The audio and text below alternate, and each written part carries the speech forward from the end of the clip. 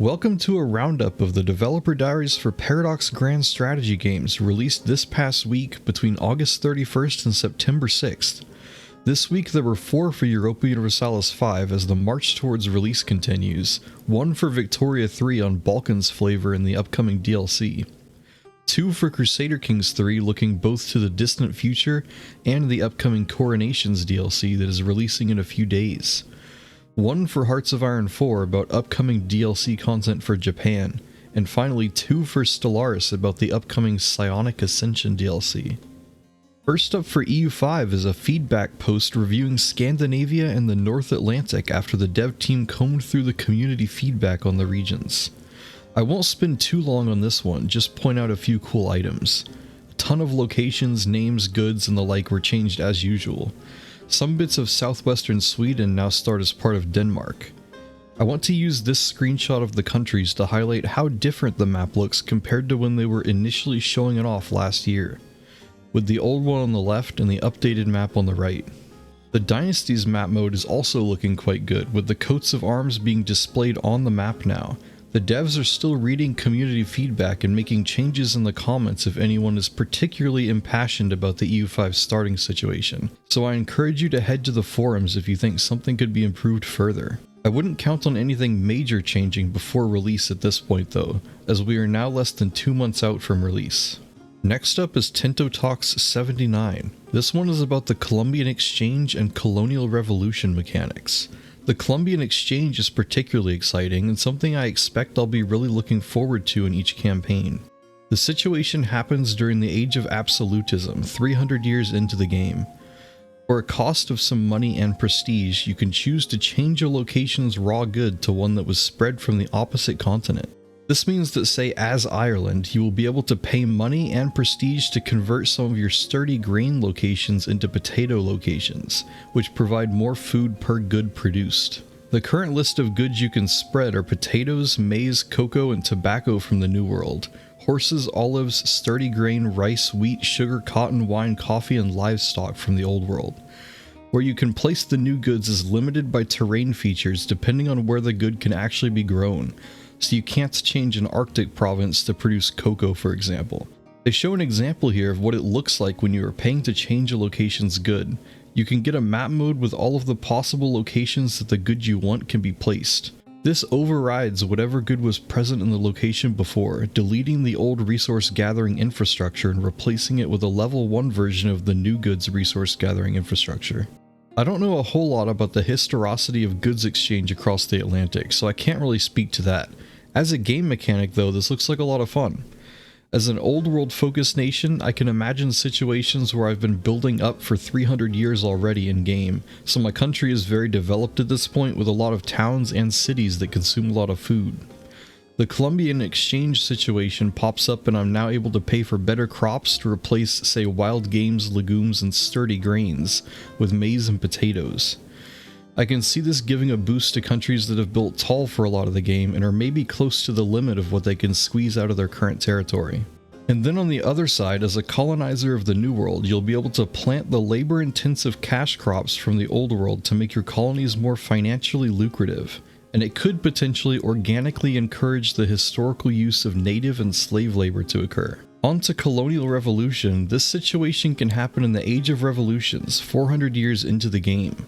It can trigger from a disloyal subject with a capital on a different continent to their overlord that has embraced the Enlightenment institution and has the policy no representation forced on them by their overlord. This reads to me like it can happen dynamically outside of the Americas, which is quite interesting. Maybe we could see places like South Africa breaking away through this method if the right circumstances present themselves. The situation is obviously built though to allow for the American Revolution to occur dynamically. The event art appears to show a nice image of the Boston Tea Party, although they seemingly chose to ignore the part where the Sons of Liberty dressed up as American Indians, for better or worse. When Colonial Revolution starts, the Overlord gains a few actions they can do. They can grant colonial subjects representation in Parliament, blocking the Overlord from interfering in many aspects of the colonial subjects' lands. They can establish a goods act to siphon money from the colonial subject, and they can aid their colonial subjects' wars by sending a quarter of their manpower yearly. Third-party countries also gain in action, give colony rebellion support, so that they can directly interfere with their rivals' instability, like the French did aiding the Americans in the American Revolution. The colonial subjects gain their own suite of potential actions, from seeking the support of foreign countries to creating a colonial federation to band together with other colonies. I'm hoping the colonial revolution system leads to the American colonies gaining freedom towards the end of the game more consistently than they did in EU4, where it feels quite rare. I might be getting ahead of myself here, but this adds to the huge list of ways a converter between EU5 and Victoria 3 would be a massive improvement over EU4 to Victoria 3. I have used the unofficial converter between EU4 and Victoria 3 before, and it is fun, but it kind of requires manual cleanup of the map when it comes to colonies and mega nations that have formed. At the end of the post, the developers mention that there is specific content related to the United States of America forming that is triggered by the colonial revolution situation. A dev reply in the comments also mentions that the US has its own set of advances, which are essentially the national ideas of this game in EU4 terms, and it has 24 dynamic historical events as well. Another reply also clarifies that you need access to the good you want to use in the Columbian exchange, either by owning a location that has it or bringing it into your market via trade. So you don't actually need to have colonies in the New World to bring over potatoes to, say, Eastern Europe. The third dev diary for EU5 this week is the second of EU5's marketing-focused dev diaries. The posts where they are gathering feedback and explaining individual mechanics are called Tinto Talks, whereas these new developer diaries are more broad and marketing-focused. This one is about government, politics, and estates. I'm not going to go into detail for this one on the weekly roundup, but I am going to make dedicated videos for each area of EU5 covered by these, and include a look back to the relevant Tinto Talk threads to the topics as well, to both try and catch people up on the game who haven't been reading the hundreds of posts on EU5 over the past year and a half, and because I wanted an excuse to read through them all myself. The final EU5 dev diary for this week is Tinto Flavor 39, England and Great Britain. England is one of the 7 countries the developers have marked as Tier 1 in terms of unique content. These 7 had the most time spent on them by the devs to create flavor content during development. England and Great Britain apparently have 233 dynamic historical events throughout a campaign, which is over double the amount in EU4 as far as I know. If you want to throw in the EU4 missions as essentially clickable events, then EU5 still has almost 100 more events for Great Britain. And that's before we get to the crazy amount of other ways EU5 gives flavor content to nations. I'm planning to make a dedicated video on EU5 flavor content, but if you are curious, in addition to the 7 Tier 1 countries Paradox has listed that appear to have around 200 events each, there are 12 Tier 2 countries with over 60 dynamic historical events for the ones they explicitly said the amount of, and 40 plus Tier 3 countries, which encompasses the rest of the ones that they made unique content for. Some of those Tier 3 countries appear to have up to 50 events as well, and as I mentioned before, there are a whole host of other ways that they have given content to these countries in addition. The events count just gives a rough idea of the differences. Paradox have stated that at least 60 countries have content they consider on par with EU4 England. Anyway, on to the England content of EU5. England starts with Edward III Plantagenet in power. While in power at the mercy of the Lords of England, as the nobility estate actually has the majority of power. England starts with many estate privileges granted to the nobility and a unique government reform. The Magna Carta reform boosts the nobles' power while moving the societal values towards free subjects and individualism. They also start with a unique peasant estate privilege that raises peasant levy size and goes hand in hand with England's unique warbow and longbow units.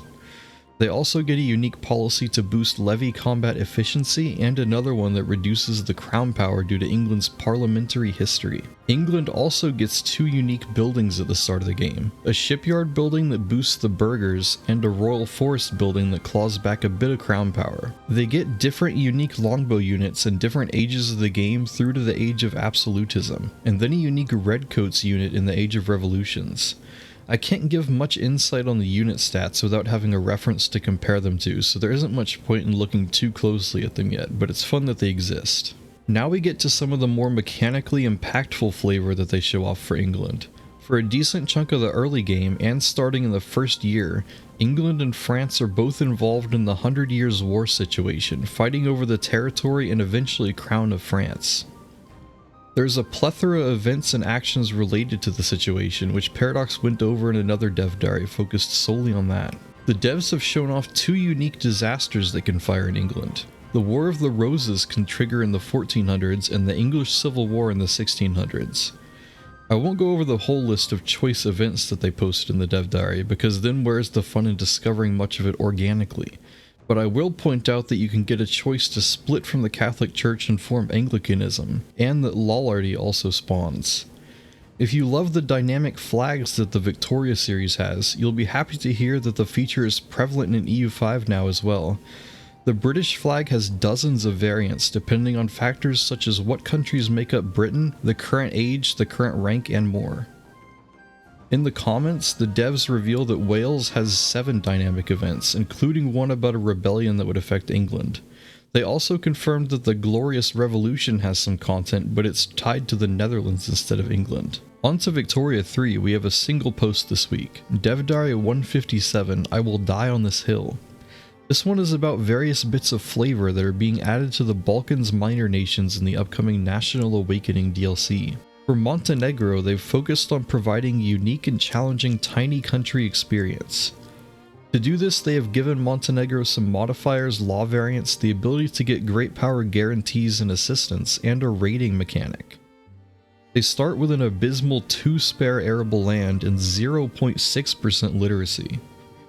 They get a unique legal guardianship law called Women in the Fields that gives them a significant boost to workforce ratio, conscription, and training rate, while coming with the severe drawbacks of lowered birth rate and standard of living. While the law is active, Montenegro gets additional modifiers that lower minting and education access, but also lower military upkeep and raise the gold reserve limit. These modifiers are on a timer though, so they cannot be kept the entire game. They also get a unique no social security law called Chef Paternalism. It contains modifiers to welfare payments, food security, and dependence income to help your population from starving at the beginning of the game, and a flat bonus to bureaucracy as well. It comes with drawbacks of boosting political strength for the landowners, armed forces, and devout to encourage you to swap away from the law once you get your economy sorted. Montenegro also gets 2 unique journal entries. One allows you to encourage or discourage your people from raiding the Ottomans, who is your overlord. Having a larger army and increasing the raiding fervor modifier tied to this journal entry brings you a larger steady income from raiding. It sounds like they want the player to balance between raiding more for necessary income and raiding less to prevent the Ottomans from getting too upset and invading you. I'm not sure if this will be more fun or annoying in practice to manage, but I'm of the opinion that content for a nation that there was no reason to play beforehand is probably good regardless. The other journal entry is about Montenegro's journey from a collection of tribes to a proper nation. It gives you actions to visit Moscow for financial aid and the ability to canonize an ancestor for a few benefits, with the goal of helping you form a monarchy with modern laws, which is when the journal entry ends. The country apparently starts as a strange prince-bishopric and not an actual monarchy, and it has several events that go with this. Eventually, you can get the great powers of Europe to help you establish a functioning state and negotiate with the Ottomans for more land, at which point your campaign would properly begin and you could participate in the Balkan Wars, possibly merging with Serbia as well. Yugoslavia will be considered a major unification in the new DLC and present a possible end goal for the Balkan minor nations to form. Moving to Serbia, they get a journal entry to represent a struggle between 2 dynasties for the throne, and several events to go along with it of course. You can influence the back and forth between the 2 dynasties' power struggle and eventually get one to 100% to end it.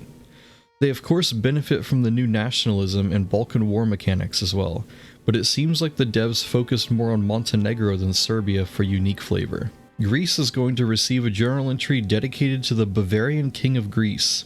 The journal entry will allow you to follow the historical path where King Otto was deposed and replaced with a Danish king, or you can pursue alternate history scenarios involving keeping Otto in power, getting a royal family member from a great power on the throne, or an early switch to a republic. Next we get to see some of the Ottoman content. Defeating a separatist movement will now spawn an event that can give substantial infamy and possibly hurt Ottoman-British relations as happened historically. Maybe this can help break up the Ottoman-Great Britain alliance that feels everlasting in some games of Victoria 3. The Ottomans get an Eastern Crisis journal that gives similar effects to the revised Springtime of the Peoples journal entry that other European powers are going to get, which are much increased movement pop attraction and political movement activism, but with an added penalty that gives subjects weekly liberty desire for the Ottomans. To add to the instability and chaos of the Balkans region, Russia gets a new journal entry that encourages them to liberate Bulgaria from the Ottomans, and Austria gets one encouraging them to conquer Bosnia. If the Ottomans can survive the series of rebellions and invasions, they get a small 15-year buff as well as an increased control of the Balkans through lowered Balkan culture fervor and increased leverage on every country in the Balkans. It's really feeling like the Ottomans are going to be fairly difficult to keep together in the new DLC, and the small Balkan nations will be much more fun to play, actually having some almost guaranteed routes to break free and expand instead of relying on luck. Speaking of playing Balkan nations, Bulgaria is also receiving some content despite not being on the map at the game's start. If Bulgaria tries to secede while you are playing the Ottomans, or if you liberate Bulgaria as Russia, you get the option to switch to and play as Bulgaria. Bulgaria immediately gets a choice to become a monarchy or republic once it's free, and gets access to a unique journal entry called Prussia of the Balkans. The goal of the journal entry is to rapidly create a large military to both defend Bulgaria from the Ottomans and forge a new Bulgarian empire. Upon reaching a specific army power projection, you get 20 years of sizable military buffs, and an event to either claim large swaths of the Balkans, start a Yugoslav national movement, or gain 20 years of tech interest rate and investment pool bonuses to help build up your economy. Finally, for this dev diary, we get a look at the Balkan Wars content. Montenegro, Bulgaria, Serbia, and Greece can form the Balkan League through a journal entry if they are all free. They get a few options to strengthen themselves before declaring war on the Ottomans, including boosting military research at the detriment of production and society research, which also includes obtaining any military tech the Ottomans have that you don't have, expanding the league to include Ottoman subjects, overworking your arms industries to boost military goods output, and raising your number of conscriptable battalions. If you can manage to bring an Ottoman subject that has a support independence guarantee from a great power, starting the war will also bring in that great power. In the diplomatic play to start the war, all 4 members of the League receive return war goals for their homelands. Upon completion of the war, the nations get a new journal entry that encourages another war to break out between the former Balkan League allies. In the comments, the devs state that Wallachia and Moldavia are not receiving new narrative content, but do start with a unique distribution of power law and Russian support for Romanian independence. They have also addressed concerns about the number of large modifiers that the Balkan nations receive as part of the new content, saying that they are being careful about when they give them out. A dev also shared that the Ottomans have increased tolerance of Albanian, Bosniak, and Sephardim cultures that is lost if they fail the Tanzimat journal entry, and that the deportation of Turks from the Balkans is represented in the game. A small thing that was mentioned and is quite exciting in my opinion, is that when you select a country to play in the lobby, it will now show a preview of their journal entries. This is something I've felt like the Paradox games have needed for a long time now. We are getting it in the upcoming EU5, and we are also now at least partially getting it in Victoria 3. I'd love to also be able to see how many unique characters and companies are tied to each country, but that has not been mentioned currently. The first Crusader Kings 3 dev diary this week is more of a look at internal creativity drives within the CK3 dev team than a look at upcoming features. Although they do encourage you to comment with feedback for features that you would actually want to see implemented in the game someday. This is Dev Diary 182, Black Forge Jam 2024. The CK3 devs conduct an internal game jam every year, where they set aside a few days to 1 week to gather in small teams and quickly throw together a prototype of something new for the game. Here we get a look at a few of the projects from their game jam last year, and I will reiterate that these are not features guaranteed to be in the game in the future. These are just ideas they briefly tested and might revisit in the future. The first project they show off here is Faith Syncretism, an attempt at creating a new system for faith compatibility and syncretism. They experimented with adding faith compatibility and syncretism values between each faith, including the ability to create a hybrid syncretic variant of two faiths when the syncretism is high enough, which gets 4 tenets instead of 3. Next is a project called Terra Obscura. This team experimented with hiding a variety of information from the player so that they are both bombarded with less information and have to make decisions on limited information. They chose to hide all nations outside of your diplomatic range on the map, which looks quite good visually in my opinion. They also implemented hiding character stats for people you don't have adequate knowledge of, with a new diplomatic envoy court position to learn about and establish ties with other rulers. On to Astronomicon. This group created an astrological system based on the Chinese zodiac that affects characters based on their birth dates. Each sign has both active and passive effects tied to the current year. They also messed around with marriage compatibility based on zodiac sign and having a zodiac wheel that spins. An interesting tidbit they gave, it is apparently very difficult to make a wheel spin in the Gemini engine. At least they got some use out of it though, as they ended up reusing the spinning wheel for the dynastic cycle in the upcoming All Under Heaven DLC. My favorite of the experimental projects in this dev diary is by far City Sprawl. I feel like I need this in the game in some form. The map currently looks so barren to me when you zoom in. So much nature when there could be dynamically expanding buildings. First one looks really cool. Sure, it's probably excessive and the trees clip because it's not a finished system, but the sprawl looks so chaotic and interesting, not just a square or circle. I don't actually believe you can zoom in this close to the map in normal gameplay in CK3, and I bet it looks even better zoomed out a little bit. This kind of sprawl is not what I would expect to make it into the game though, if it eventually makes it in. It will probably be toned down quite a bit and not spreading across entire holdings. Their experimental implementation was based on development value, with differences between 25 and 100 development shown off here. I'm just imagining an improved version of this that also has 3D assets adding each building you construct in that barony to the map as well, like what happens in Victoria 3, and I think EU5 has some of that as well. It would look so good, a port as well. Those were the ones explained in the dev diary, but they did include pictures at the end of some of the other projects, such as giving bloodthirsty and escalating trait path, apostolic faith being added, expanded feudal contracts, a card minigame of some sort, the ability to sabotage a fort with intrigue, using hooks to force enemies to desert a battle, and a few more if you want to take a look. None of these are promised to ever make it in the game, but if you find some of them interesting, I suggest you head over to the forums and tell them your favorites. The other dev diary for CK3 this week is the changelog for the upcoming Coronations DLC. This is a small one focused on adding a coronation activity to the game and associated events. Buying the DLC unlocks the new coronation activity, which is expected of a new kingdom and empire rank ruler. It comes with associated laws and 2 types of coronation, regular and anointment. Depending on character faith, an anointment may be required, permitted, or not exist. Anointment requires you to convince your head of faith to crown you. When rulers first come into power, they are considered uncrowned until they have done a coronation activity. There are a decent number of events added to the activity since it is the sole focus of the DLC, and there are 16 different oaths that can be available to choose from during your coronation, where you are setting a long-term goal for your rule.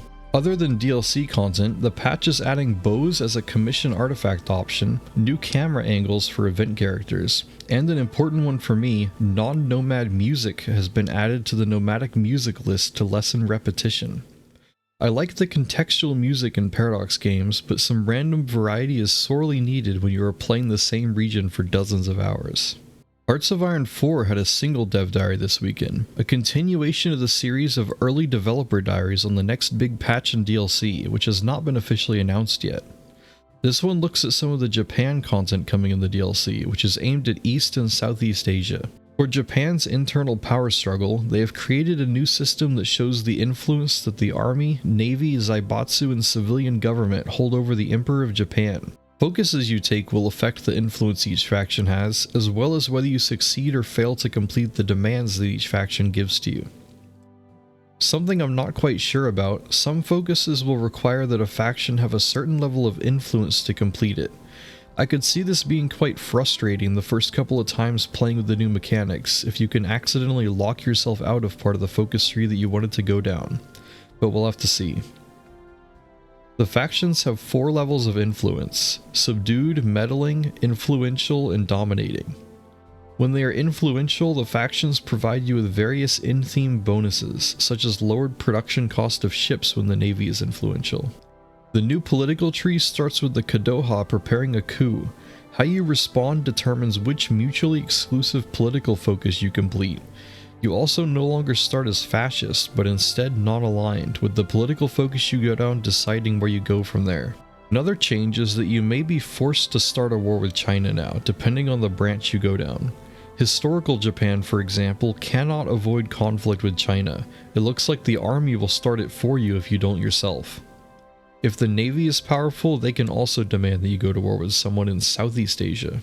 Stellaris has 2 dev diaries this week, both about the upcoming Shadows of the Shroud DLC, which now has a release date announced, September 22nd. This DLC finishes the trio of Ascension Path DLCs, the other 2 being the Machine Age for Synthetic Ascension and Biogenesis for Biological Ascension. This one is developed in partnership with the company Abracom Studio, who also developed the Astral Rifts and Grand Archive DLCs for Stellaris. I imagine it had a similar development cycle to those, which were developed in 9 months by around 13 developers. Although of course we don't know how involved the main Stellaris team is as well. Abracom have been doing 1 DLC a year for Stellaris recently, which I imagine is why Stellaris has been able to release so much content in the last few years while also overhauling major areas of the game. Dev Diary 391 goes over an outline of what the Shadows of the Shroud DLC will include. It will overhaul the Psionic Ascension path, add 3 new Empire origins, add 6 new civics to customize your Empire with. It will bring new advanced government variants that are psionic themed. The system for entering the Shroud is being overhauled with a bunch of new content. The pseudo-crisis that can be spawned by a psionic empire, the end of the cycle, is being expanded with new content. Some new psionic species traits are being added. It also comes with 2 new ship sets, an advisor voice, room, city set, and new music. This is all pretty much what you would expect for an overhauled Psionic Ascension DLC. The Synthetic and Biologic Ascension DLCs did have a few extra things thrown into them, like the biological ships in Biogenesis, and the new mid-game megastructures in Machine Age. This seems to be reflected in the price of Shadows of the Shroud on Steam though, as it is $20 as opposed to the $25 of those aforementioned DLC. We get a teaser of the updated Delve into the Shroud mechanic, which they talk about a bit more in the other dev diary from this week. They seem to have removed the limits of what types of empires are allowed to pursue Psionic Ascension, as hive minds and machine intelligences will be able to take it now. For the 3 origins coming in this DLC, we have Shroud Forged, Endbringers, and Mind Wardens. Shroud Forged is a machine intelligence origin, and we get a teaser that some kind of Shroud entity has taken an interest in and is influencing some of your drones, cutting them off from the central machine intelligence of your empire. Endbringers is marked as a challenging origin. It looks like they might get a unique version of the end of the cycle, or at the very least the origin is focused on triggering the end of the cycle. I have to assume that they haven't turned the end of the cycle into a full-blown crisis because they aren't advertising it, but maybe I'm wrong and it will be. They say this origin can bargain to delay the end and acquire more powerful bonuses, which is why I assume it will be a unique version of the end of the cycle. I think the current version lasts 50 years before you face the consequences of your actions after you make the pact. They provide a teaser image here for the end of the cycle, at least as it pertains to the new origin. It mentions an aura of the end, which looks like how they are giving out the bonuses you get from the pact with the end now. It looks like you can spread this aura to more than just your own system somehow, because it includes negative bonuses specifically to hostile planets. I'm curious if this will make the other empires turn hostile to you at some point now, like the player crisis does. The final origin is Mind Wardens, which is also available as an established enclave, I assume if no empire with their origin is present in the game. Their goal seems to be to combat and contain psionic threats, the anti-Endbringers. The final dev diary for this week is about the psionic ascension paths and the new system for delving into the Shroud. Both Gestalt and individualistic machine empires have a slightly harder time going down the psionic ascension. They require either an extra ascension perk or a specific civic.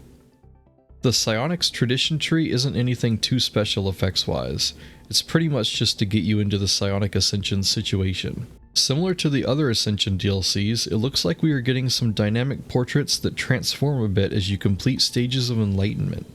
There isn't much information yet on the extent of the portraits though.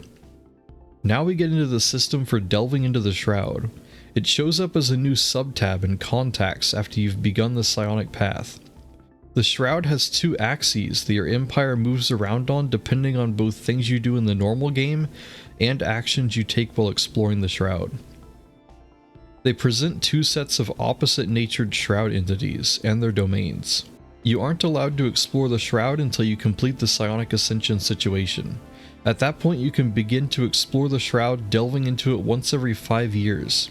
There is no longer a material cost to entering the Shroud, only the cooldown. As you explore, you discover the 4 major entities, who you can become closer with and eventually bind your empire to one of them for more bonuses.